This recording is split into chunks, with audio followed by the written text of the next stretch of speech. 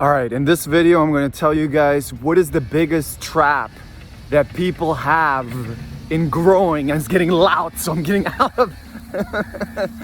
All right, what is the biggest trap that people have in growing their life? And it's so deep. I'm going to make this video. It's so deep, that trap. And it's so deep that people don't understand it, that a lot of you guys will have big realizations watching this video. I've been on TikTok now for years. I have so many interactions with thousands of clients one-on-one, and tens of thousands of people online in my comments and my DMs over the years.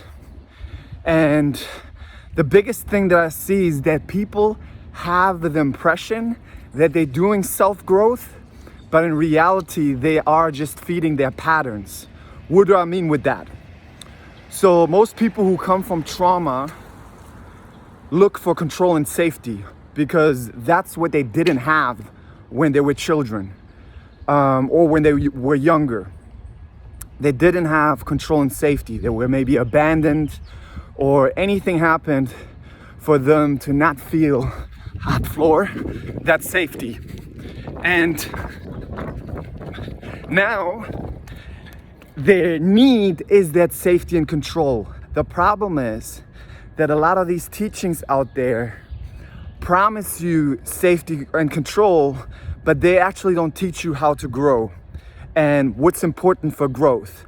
What's important for growth is actually to not react to the need of safety and control, because the more you react to the need of safety and control, the more you grow that pattern, the more you feed that pattern. I know some of you guys will be like, okay, this seems interesting, but I need to know more, and I'm gonna go into it right now. So a lot of teachings tell you, oh, with this affirmations, these thoughts, these crystal, this special technique, you're going to have control over your circumstances. You're gonna have control, and you don't have to do a lot of work. It's just gonna come to you. It's just gonna be there. You're just gonna be at the right place, right time. And that is a really crazy manipulation, because that is the need that people from trauma have. People from trauma have the need for control and safety, and a lot of times they don't have the self-confidence to, so to say, face their fears and go in the direction with any emotions, because they've been trying to control their emotions, and trying to control your emotions always leads to more anxiety, more of those patterns, because you're reacting to those emotions, and the brain is like, oh, they're reacting to those, let me give them more, because this must be important. So you might think the brain works in the way, oh yeah, I'm trying to get away from this emotion by talking about this affirmation. But the brain doesn't work like that, because the brain doesn't understand language. And I can prove to you that it doesn't understand language, because you can tell it right now, hey, I don't want to have fear anymore. I don't want to have the thoughts about my ex cheating anymore. I don't want to have any of those insecure thoughts anymore about me not being able to do my projects or podcasts or whatever it is, right?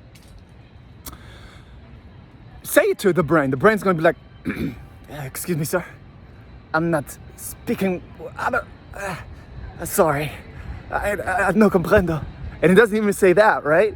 Because the brain's language, in a sense, is actually what you spend your time on. It's actually what you react to. It's actually your behavior. So the more you spend your time on in the morning to get ready, dress yourself in a way to impress others, do things, have conversations in your head, spending time in your head about how others, if they approve of you, what to wear, what to say for other people to like you, how to impress other people, how to impress your crush. The more you're showing your brain that you value other people more than yourself, and then the brain wants to support you in that, because the brain only sees your behavior. It doesn't judge it. It doesn't say, oh, you shouldn't value other people more than you. It just sees, oh, you are value. This is what you want to do. And then the brain's like, oh, I know how to support you. I'm going to give you more feelings of insecurity and more feelings of chasing validation, more urges of chasing validation, more urges of jealousy, and then you're gonna just do the thing more that you love to do, which is chasing other people's validation, right? So, what we actually want to show the brain with our behaviors is what we value. But we can only do that if we don't react on the old pattern, which is the challenging part.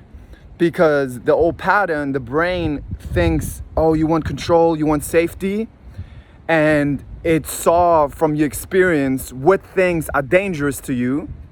Like, oh, I don't want to be abandoned in relationships. And every time there's a small sign that you could get abandoned, the brain's like, oh, I'll protect you. And then the brain's like, but I don't know how.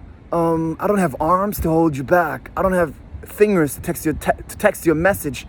But I have three things. I have emotions, thoughts, and bodily sensations. I can give you more anxiety. I can give you more jealousy. I can give you more defense mechanism that you run away from that relationship, or that you do certain things where I know that you control the situation. So the matter of fact, the teachings that a lot of you guys go into are actually teachings based on the brain trying to give you control and safety, and you looking for control and safety. And that's why those law of attraction, other teachings, they will cause you to have more mental health problems because you're feeding more of the pattern. In the beginning, it's always going to be like a relief. And it's always going to be like a placebo effect. It's going to be like a relief. Oh yeah, this is so great. I love it. But over time, your brain's like, oh, so we can't have these thoughts, and we can't have this, and this is not allowed.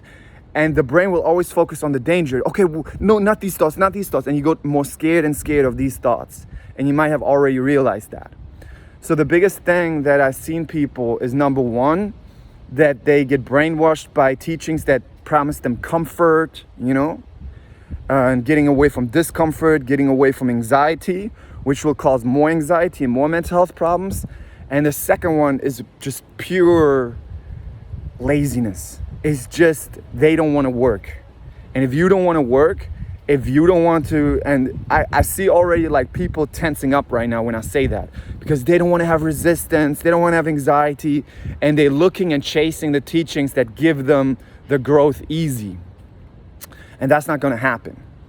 And you see that it doesn't going to happen because the people with the happy lives, the people with the Lamborghinis, the people with the houses, the people with the relationships, the people with the emotional fitness. So I'm not only saying money, this, that, also emotional fitness. The people with the strong characters are the people who do the things that value with any emotions and thoughts. Because if you're avoiding the emotions and thoughts, I know the camera is shaking, isn't it? Okay, I'm trying with the other arm. If you're avoiding the emotions and thoughts, you get more emotionally weaker, because avoiding emotions and thoughts is like avoiding weights, which will make you emotionally weaker. So there might be people watching this and be like, nah, I don't want to, I'm uncomfortable, Netflix, Tinder, podcast, Postmates, everything easy, just give it to me, And yeah, that's your problem. And if you don't want to wake up, and probably your brain's like, no, he doesn't know, I just found this new teaching, and the brain will always be like, oh, we're not ready yet, but let's find a new teaching. And that new teaching gives you like new hope, and it gives you a new placebo effect for 2 weeks. And then you come back to like your emotions just going crazily everywhere because you didn't go through the fitness, the emotional fitness.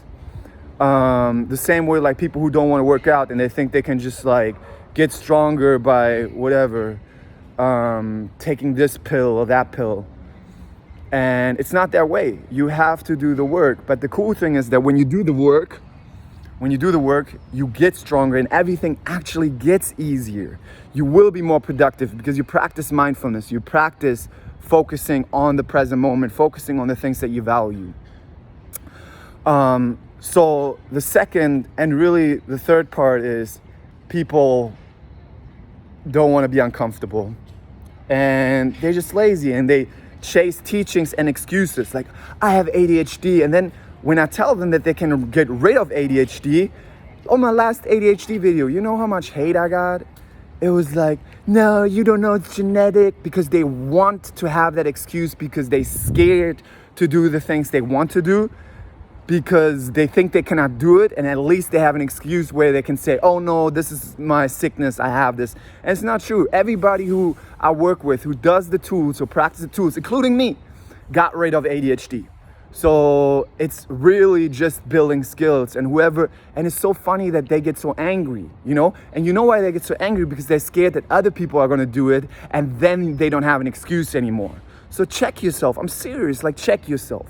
Like check yourself if you like, hey, I just wanna have the comfort, and this teaching might be it this time, where I control thoughts and I just don't have to do anything. I don't actually have to start yet. The brain will always be like, oh, you're not ready yet. Or heal yourself first. You have to heal yourself first before you can go into relationships. You have to heal yourself first before you have to do a podcast or do things. And that's always the cop-out. It's always the cop-out to not face the emotions. But if you don't face the emotions, you will be weaker. So like I have to just go, it was hot there. Yeah, when you don't face the emotions, you will go weaker, because actually being in space with emotions will build more emotional fitness. So, and this is not something that I ask you to believe. I don't even ask you to believe it. Try it out. Do the things you value mindfully with any emotions, and you will see how your brain gets used to it. You will see how the little child, that's the inner child, so to say, you take it with you, and it's screaming and it's scared, but the more you do it, the more it's like, oh, that's what we do. We do podcasts, we do YouTube, we do these things. But here's the key, because a lot of people say, oh no, but I've been doing it, and I'm still so scared. You know why? Because you're still doing compulsions in your head. So even if you don't do compulsions outside, even if you don't do them outside anymore, where you do the things, if you're still reacting to the old patterns in your head that say, oh, you're not good enough, you're insecure, you're anxiety, the thoughts can come in. But if you talk back then and say, yeah, you're right, maybe I'm not good enough, maybe I should say this way so people approve of me, you're still feeding the pattern. That's why mindfulness is mindfulness is like one of the biggest keys you can practice. And it's gonna be a practice, and there's gonna be people with their brain, the brain's gonna be, but how do you practice mindfulness? How do you practice? You're doing the thing that you're doing when you're doing it. Like when you're brushing your teeth, you're brushing your teeth. When you're walking, you're walking. When you're driving, you're driving. You listen to podcasts or music. And that's where the brain's gonna be like, no, but I need to listen to music to make me feel better, and podcast helps me grow. This is the excuses that the brain will use. But it's literally a practice. So the more you do mindfulness, the better you get at it. A lot of that's like asking like, oh, if you teach me now how to be a good tennis player, I will go to US Open and I will win, right? I will beat Nadal. No, you will not. You have to practice tennis. You have to practice soccer to be a good soccer player. And the same way you have to practice mindfulness to be good at mindfulness. But most people are lazy fucks. I'm serious. Don't be that. Practice it and you will see the successes over weeks. Don't even believe me, go practice it. You will see how your brain changes. And in the beginning, it's gonna be challenging because a lot of compulsions you did were to cover up emotions. So a lot of emotions gonna come up. But this is what we do. We don't make it about emotions. We don't make it about thoughts. We make it about valued actions, okay? So do the things you value: physical fitness, relaxation, your business, money, creative expression, fun, romantic relationships, friends relationships, family relationships. What actions are gonna grow them? Ask yourself that. And then do them. Ask yourself what are the important things, and then do them during the week. And don't wake up, oh, my feelings, my thoughts, and then grab the phone and scroll, because that's a compulsion and you're trying to make feelings feel better. All right, I love you guys. Yeah, if you enjoy, I'm a little bit out of breath. If you enjoy the YouTube videos, support them, comment a question maybe, guys, I always see this with YouTube's, like, there's like creators who make these amazing videos that are so helpful, and then they have like 10,000 views, and then they have like 150 likes, okay? Like, it's free to make a YouTube account. I know if you don't have one, it asks you, but why don't you make one just for your creators that you help out, all right? Thank you guys, I love you.